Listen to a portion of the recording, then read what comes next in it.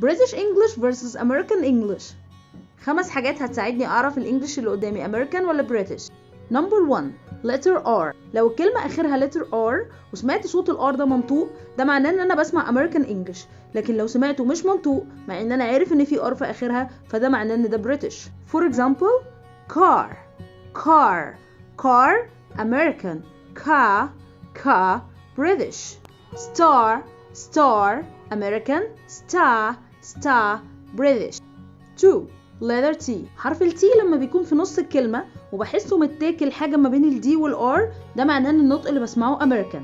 لكن لو لقيت ال T في ستريس عليها، ده معناه اللي انا بسمعه British.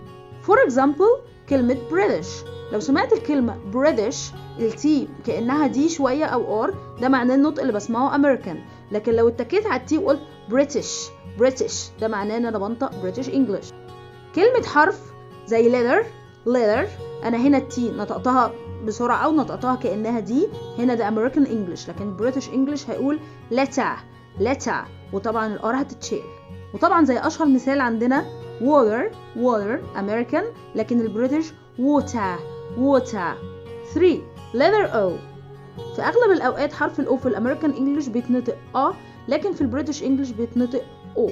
عشان كده هقول stop American English stop British English، hot American English hot British. Number 4 لما بلاقي الكلمة فيها حروف زيادة في الأغلب بتكون British English. يعني مثلا الكلمات دي color favorite، الكلمتين فيهم حرف اليو، لكن جا واحد اسمه نوا ويبستر حس ان الكلمتين ممكن يمشوا من غير حرف اليو عادي جدا، وعشان كده عمل طريقة تانية لكتابة الكلمات من غير حرف اليو طالما هي بتأدي نفس النطق. وبالتالي لو لقيت الكلمات دي فيها حرف اليو اعرف ان اللي بقراه ده بريتش، لكن لو لقيتها من غير اليو ده معناه ان ده امريكان. واخيرا الامتلاك.